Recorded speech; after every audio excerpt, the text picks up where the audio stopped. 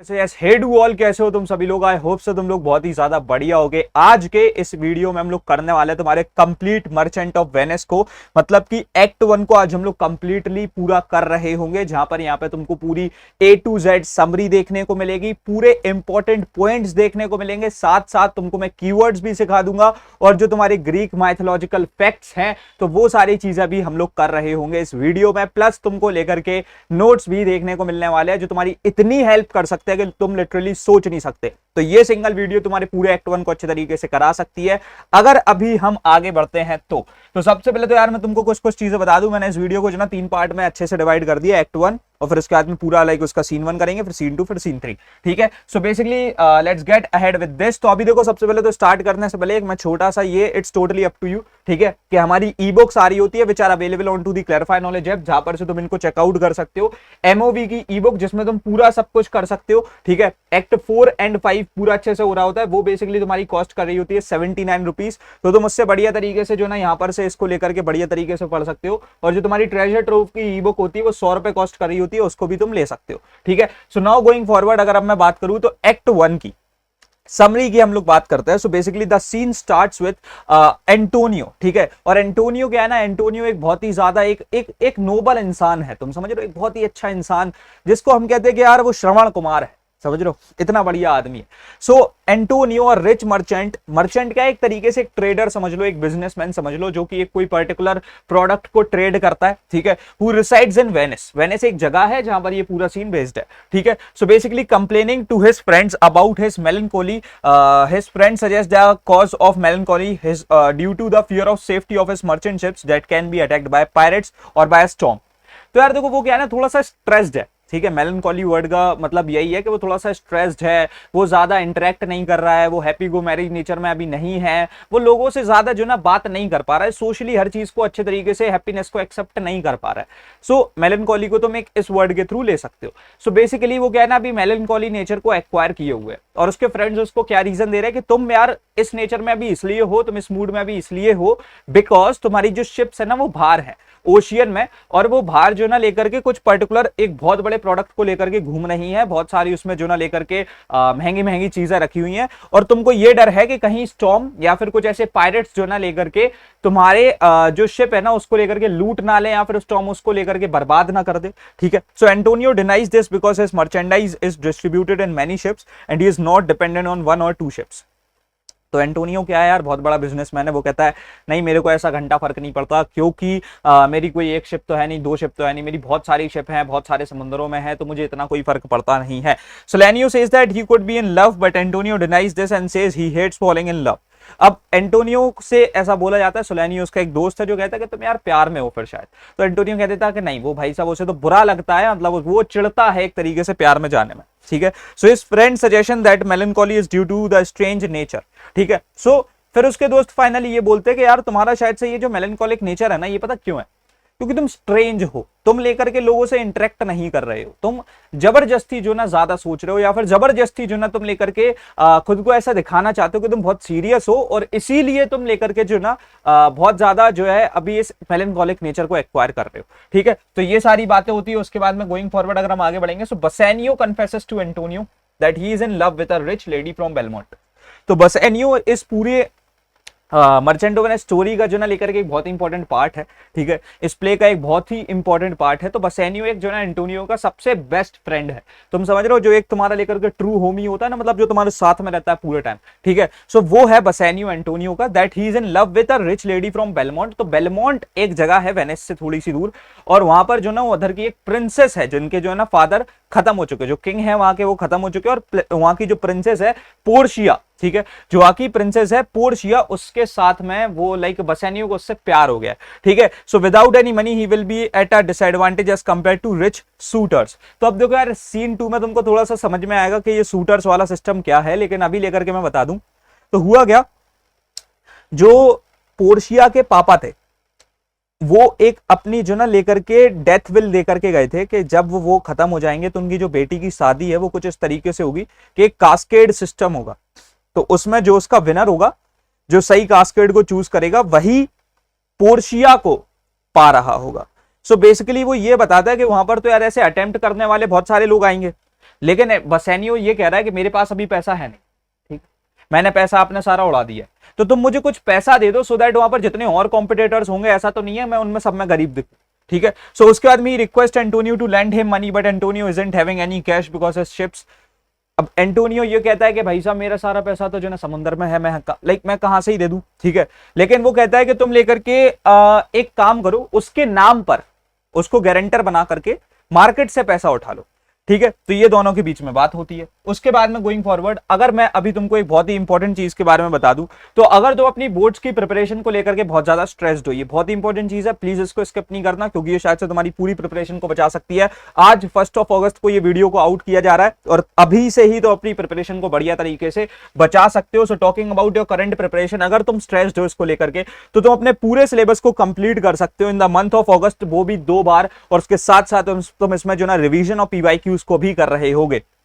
तो ये चीज करने के लिए you can enrol in strike series. और स्ट्राइक सीरीज की अगर मैं बात करूं, so the basic subscription of strike series comes at a price point of just 2499 rupees, जहां पर तुमको master teachers of clarify knowledge PCMB पूरा अच्छे से पढ़ा रहे होंगे। 1 अगस्त से ये स्टार्ट हो रहा है, 10 से 15 दिन के अंदर पूरा सिलेबस डन किया जाएगा। इसमें तुम्हारे को पीसीएमबी को मैराथन फॉर्मेट में कराया जाएगा, प्लस पीवाईक्यूज कराए जा रहे होंगे। चैप्टर वाइज डिजिटलाइज्ड नोट्स तुमको ऑलरेडी देखने को मिल जाएंगे हर एक पर्टिकुलर चैप्टर पे, उसके साथ साथ डीपीपीज और टेस्ट सीरीज भी देखने को मिल रही होगी। So that's the best thing of it. उसके बाद में talking about the plus subscription with just cost 5499 rupees. So यहां पर से जितनी सारी चीजें बेसिक में है वो तो है ही, साथ साथ तुम्हारे पास में प्रणय भैया will also cover relevant previous year questions, PYQs तुमको देखने को मिल रहे होंगे, साथ साथ the classes will conclude with in 1 month. अब मैं यहां पर जो ना तुम्हारे को लेकर के पूरा पीसीएमबी पढ़ाऊंगा, लेकिन मैं 1 महीने में पढ़ा रहूंगा, तो बढ़िया तरीके से तुम 1 अगस्त से 30 अगस्त तक पढ़ सकते हो। और इसके बाद में the syllabus will be completed 2 times, वहां पर टीचर्स भी पढ़ाएंगे इस वाले पर्टिकुलर कोर्स में और मैं भी पढ़ाऊंगा। द बेस्ट थिंग इज एक बार लाइव 1-on-1 इंटरेक्टिव तुम पढ़ लेते हो, तुम डाउट्स पूछ सकते हो, लिटरली ऐसा नहीं है चैट में लिखना है, तुम वॉइस चैट वीडियो चैट कर सकोगे। और साथ साथ में एक बहुत ही इंपॉर्टेंट बात बता दूं कि ये तुम्हारे साथ में एग्जाम के एंड तक, जब तक तुम्हारे एग्जाम्स पूरे नहीं हो जाते बोर्ड एग्जाम, तब तक ये तुम्हारे साथ स्टे कर रहा होगा। So the pricing is just 5499। लेकिन इस वीडियो के लिए हमने स्पेशली एक चीज की है, दैट द फर्स्ट 10 स्टूडेंट्स, चाहे तुम बेसिक में एनरोल करते हो या प्लस में एनरोल करते हो, इस वीडियो के लिए तुम वहां पर से एनरोल कर सकते हो at a price point of just 2000 rupees, and plus में एनरोल कर सकते हो at a pricing of just 5000 rupees, ठीक है। तो ये एक नॉमिनल प्राइसिंग है जिस पर तुम एनरोल कर सकते हो। गोइंग फॉरवर्ड अगर मैं आगे बढ़ूं तो यहां पर से तुम देखोगे कि अगर आइकॉनिक सब्सक्रिप्शन की मैं बात कर रहा हूं, सो basically the thing is just that कि यहां पर से तुम्हारे पास एक बहुत बढ़िया फायदा है। 5500 रुपए तुम यहां दे रहे थे, यहां अगर तुम 6500 रुपए देते हो तो तुमको स्ट्राइक का basic subscription first of all free है, लेकिन कोड इज इजी 1800 वाला फ्री है। उसके बाद में हमारी 4500 रुपए तक की पेड ई बुक्स फ्री हैं। Detailed lectures and recordings over complete syllabus तुमको देखने को मिल रहे होंगे, which is the best thing कि तुमको अगर कोई एक चैप्टर पे 4 लेक्चर देख करके एक डेप्थ में चीज समझनी है तो वो भी अवेलेबल है। मेंटोरशिप पूरे साल भर के लिए फ्री है और साथ साथ 100x मोर फीचर्स है देन स्ट्राइक, और ये भी तुम्हारा 2 अगस्त से ही स्टार्ट हो रहा है। तो अभी तुम चाहो तो इसमें हाल के हाल एनरोल कर सकते हो, ठीक है। So you can enrol in Brahmastra iconic as well. और साथ साथ अगर तुमको अवॉइड करना है लेकर के पोर्टल फी को और तुमको ये डिस्काउंटेड प्राइस पे एनरोल करना है, so you can connect with the counsellor and these are the number to the counsellors, और ये तुमको एक यूपीआई आईडी प्रोवाइड करेंगे, उस पर तुम पेमेंट कर सकते हो। गोइंग फॉरवर्ड अगर मैं आगे बढ़ूं तो सो बेसिकली अब हम कुछ इंपॉर्टेंट पॉइंट्स पे आते हैं। देखो इधर तक की जो ना कॉन्वर्सेशन उन लोगों की इतनी होती है। सो इंपॉर्टेंट पॉइंट्स क्या है, देखो अब ये जो पॉइंट्स है ना ये इसलिए जरूरी है याद रखना क्योंकि एग्जाम में डायरेक्टली ऐसे ही पॉइंट्स पर क्वेश्चन आते हैं। So Antonio was not aware of the reason of his sadness, ये एक वो बात है कि ये चीज याद रखनी है कि एंटोनियो को खुद को भी नहीं पता था कि वो क्यों सैड है। Secondly Salarino says that Antonio's mind is tossing up in the ocean, ठीक है। इसका मतलब क्या है कि वो इसलिए स्ट्रेस्ड है क्योंकि उसकी जो शिप्स है ना वो लेकर के बाहर गई हुई हैं, और ऑब्वियसली यार एक बिजनेसमैन को अपने बिजनेस के बारे में फिक्र होती है, तो वो शायद से रीजन है। उसके बाद में plucking of grass and casting them in the air to see which way the wind blew by Solanio. तो सेलेनियो बोलता है कि अगर उसका इतना ज्यादा जो ना लेकर के मर्चेंडाइज बाहर गया होता लेट सपोज, तो वो पता क्या करता, क्योंकि उसे एक टेंशन होती कि शायद से जो ना लेकर के जो तेज हवाएं हैं वो उसकी शिप को हार्म ना करते, तो वो हवा की स्पीड को और हवा की डायरेक्शन को चेक करने के लिए क्या करता, तेज तेज जो ना लेकर के घास उखाड़ता, क्योंकि घास हवा में जाती जिस साइड भी गिरती तो उधर से उसको जो ना लेकर के ये चीज पता पड़ जाती कि हवा किस ओर चल रही है, ठीक है। उसके बाद में लेकर के Bassanio enters and Salarino leaves, ठीक है, तो वो चले जाते हैं। Solanio said that Antonio sad because he is not happy. Solanio ये कहता है कि यार तुम इसलिए सैड हो क्योंकि तुम हैप्पी नहीं होना चाहते या फिर तुम हैप्पी नहीं हो, ठीक है। फिर उसके बाद में एक एग्जांपल दिया जाता है, two headed Janus is a two headed mythological god. Looking to the like back past and front future.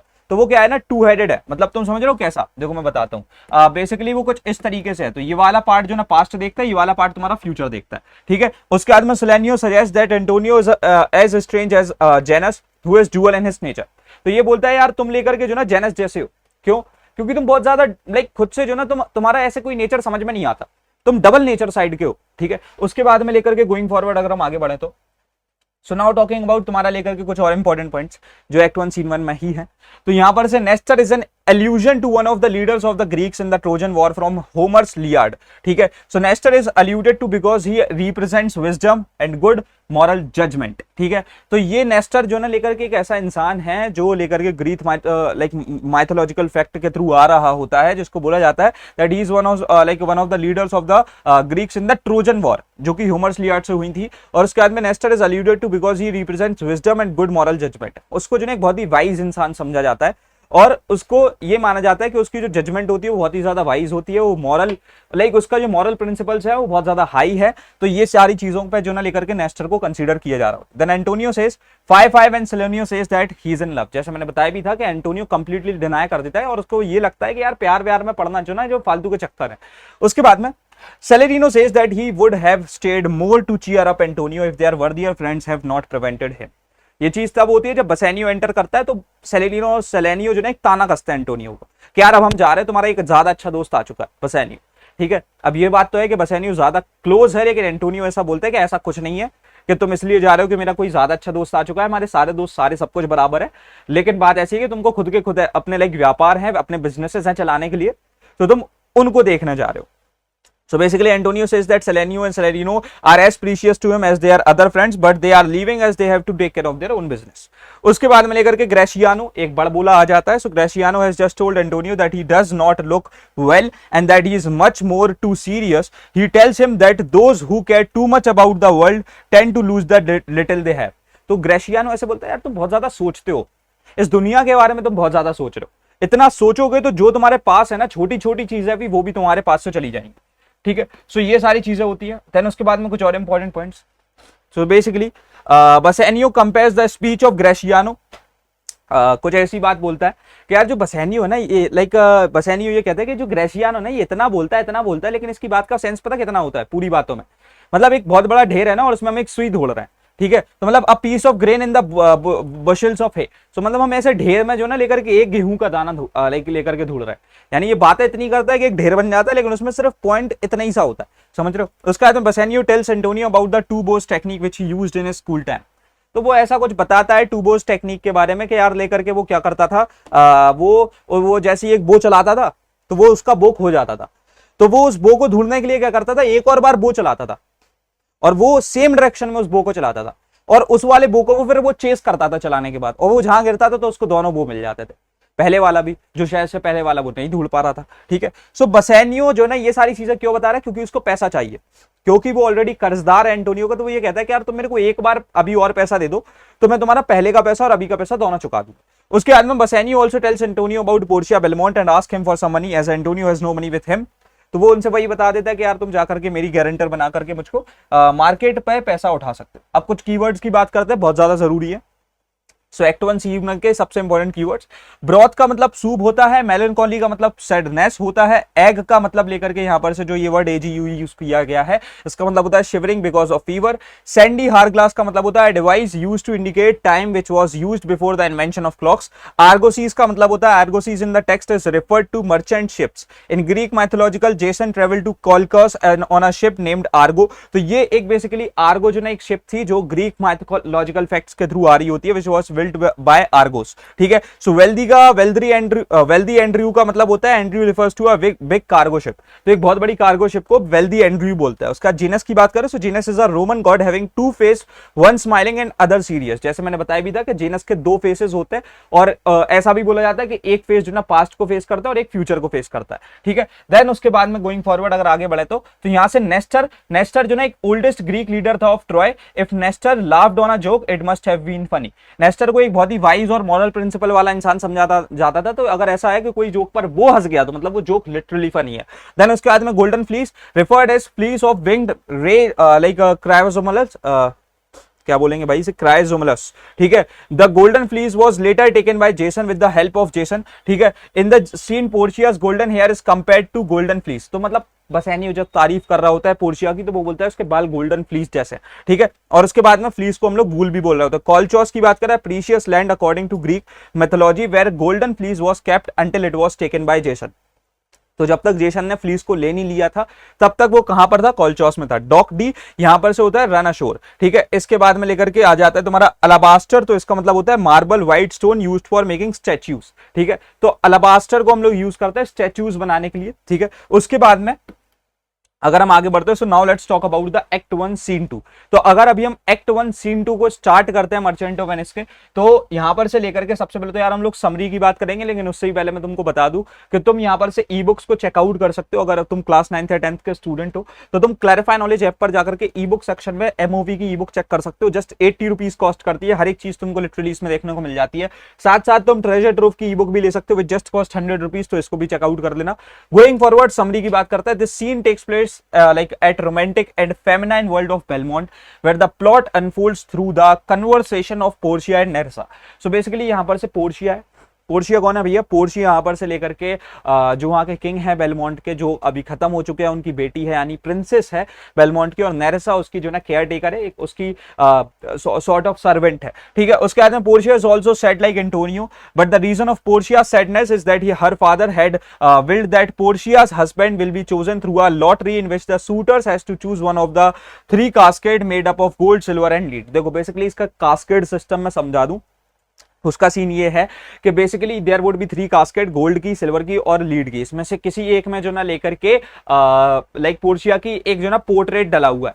तो अब बेसिकली जो शूटर्स आएंगे, जो भी एक सही कास्केट को चूज कर लेगा जिसके अंदर पोर्शिया का पोर्ट्रेट है, तो वो पोर्शिया से जो ना लेकर के शादी कर रहा होगा, ठीक है। The one who chooses the right casket will marry Portia and the person who chooses wrong casket will take an oath never to marry and to not to reveal the casket. और casket system का एक और like rule ये भी है कि लेकर के जो भी बंदा एक गलत कास्केट को चूज कर लेगा तो वो पोर्शिया से तो शादी कर नहीं सकता, लेकिन फिर वो साथ में अपनी जिंदगी में कभी भी शादी नहीं कर सकता, ठीक है। तो ये भी एक बहुत ही इंटरेस्टिंग चीज है। उसके बाद में लेकर के the 2 ladies are talking about the suitors. Portia जो ना लेकर के डिफरेंट शूटर्स के बारे में बात करती है और इनमें फॉल्ट निकालती है। A Neapolitan prince who only talks about his prince country Palatine who does nothing but frown, ठीक है। फिर उसके बाद में एक मॉन्जल लीबॉर्न होता है who isn't having his own character, fortunate for Portia, all of them decides to leave without taking any risk. और ये सारे जो ना लेकर के कुछ ऐसे, अभी इनके बारे में अपन डेप्थ में बात करेंगे, डोंट वरी एट ऑल, लेकिन इसमें मैं अगर तुमको बता दूं तो पोर्शिया के लिए जो ना ये सारे लोग जो ना इनकैपेबल थे और बाद में ये खुद से भी जो ना लेकर के ऐसे चूज नहीं करते हैं। Nerissa informs Portia that a Venetian scholar has arrived, Portia remembers the man as the best deserving of the fair lady, ठीक है। तो फिर जो ना ये लोग, नेरेसा इन्फॉर्म करती है यार बसैनियो आने वाला है, और पोर्शिया कहती है कि अच्छा हाँ ये सही रहेगा, मतलब ये सही इंसान है, इस ये बेस्ट रहेगा, ठीक है। तुम समझो, पोर्शिया भी चाहती है कि बसैनियो एक तरीके से जीते। उसके बाद में इंपॉर्टेंट पॉइंट्स की अगर हम कुछ बात करेंगे तो so basically in beginning Portia and Nerissa from Belmont are discussing about the suitors. तो ये लेकर के शूटर्स के बारे में बात कर रहे हैं। Suitors are there for 3 cascade system through which they won a chance to marry Portia if they chooses a right casket, ठीक है। तो शूटर्स अगर सही कास्केट को चूज कर लेंगे यानी जिसमें पोर्शिया का पोर्ट्रेट है, वो जीत जाएंगे और पोर्शिया से शादी कर सकते हैं। साथ साथ 3 casket system were designed by the father of Portia and he wanted that the use of 3 casket system must be practice for the marriage of Portia which he wrote in his death will. तो वो जो ना जब मर रहे थे उन्होंने एक डेथ विल लिखी थी जिसमें उन्होंने ये सारी चीजों को लिख दिया था कि यार मैं चाहता हूं कि पोर्शिया की शादी कुछ इस तरीके से ही हो। देन उसके बाद में according to Portia the prince of Naples always talks of his horse, ठीक है। तो जो प्रिंस ऑफ नेपल्स आए थे वो हमेशा अपने घोड़े की बात करते रहते हैं and honors himself that he can put the horseshoe on his like horse by all himself। तो ये बोलते हैं कि जो प्रिंस ऑफ नेपल है ना वो हमेशा अपने घोड़े की बात करता रहता है, और साथ साथ क्या है ना लेकर के वो उसके साथ साथ जो ना वो बहुत ज्यादा ऑनरेबल फील करता है ये कह करके कि वो अपने घोड़े को खुद से जो ना लेकर के हॉर्स शू पहना सकता है। उसके बाद में according to Portia the count Palatine does nothing but frown.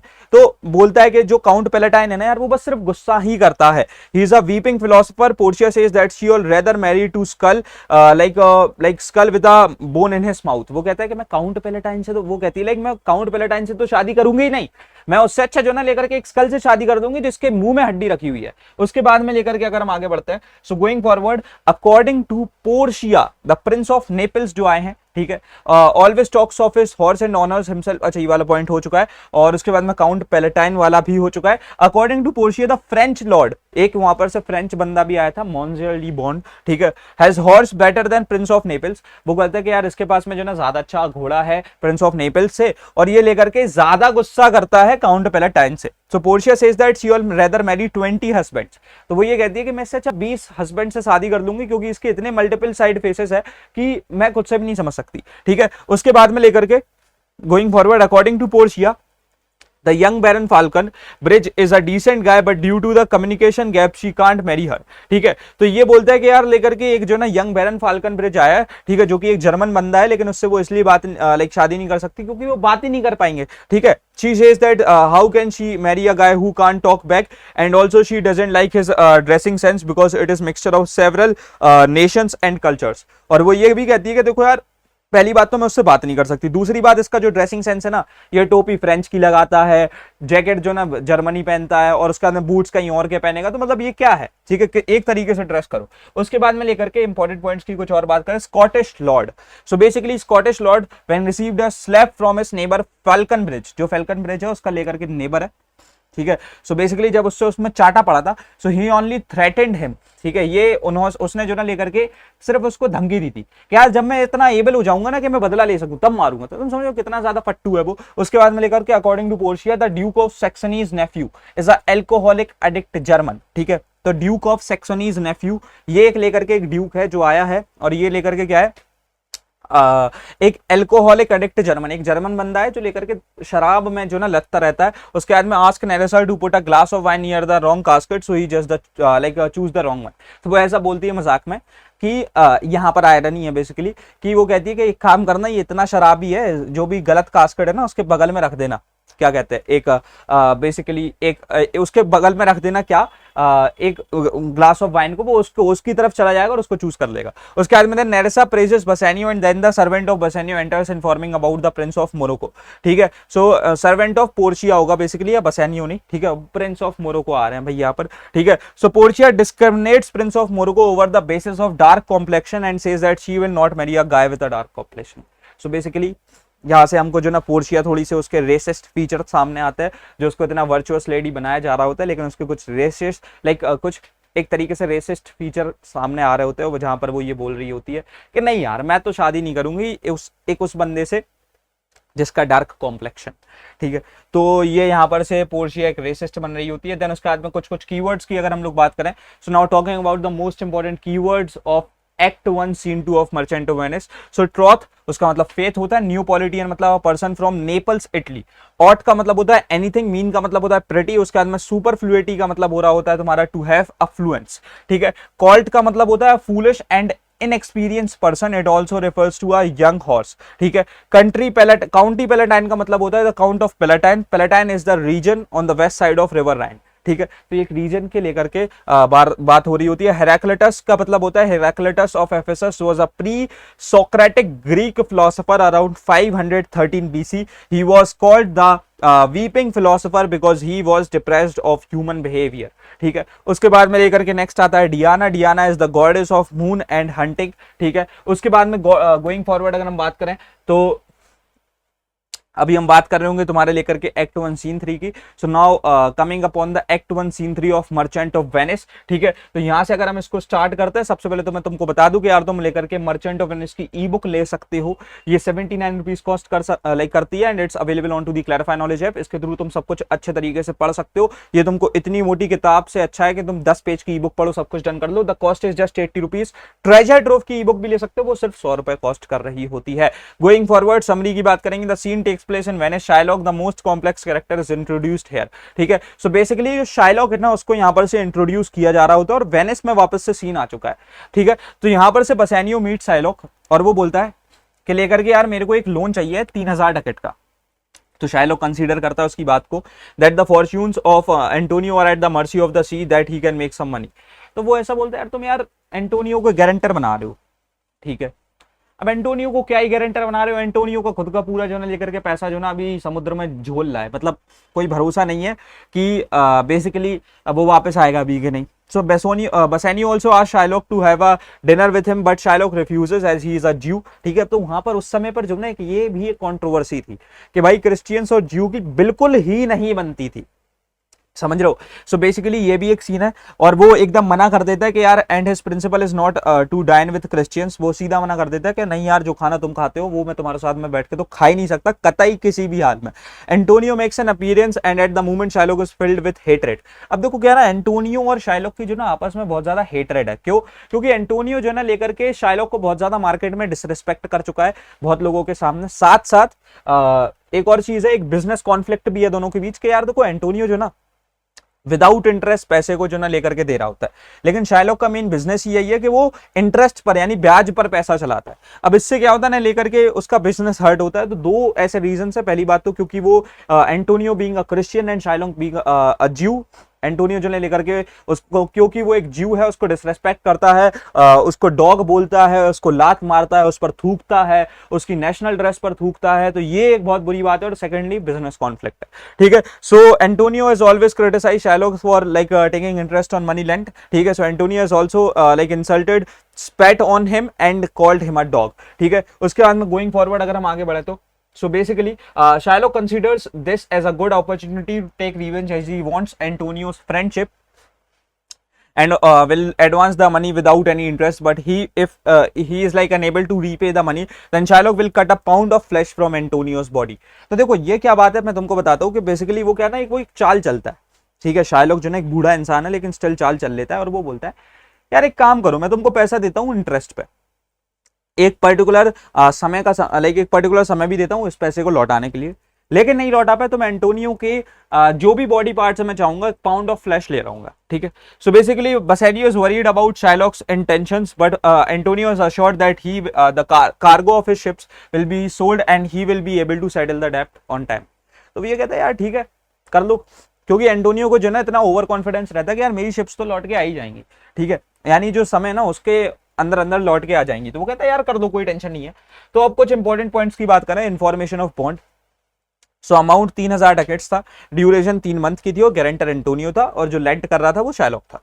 So bond was signed on the deal that if Antonio wasn't able to pay the decided amount till the due date, then Shylock can take the flesh from his desired place on Antonio's body. यानी वो एंटोनियोस body मतलब वो बोलता है कि मैं breast पर से जो ना लेकर के ले रहा हूँ, ठीक है। So Antonio's ship are in Mexico, Tripoli, Indies and England, ठीक है। उसके बाद में लेकर के when Bassanio ask Shylock to have a dinner with them, तो वो जो ना लेकर के कंप्लीटली डिनाई कर देता है।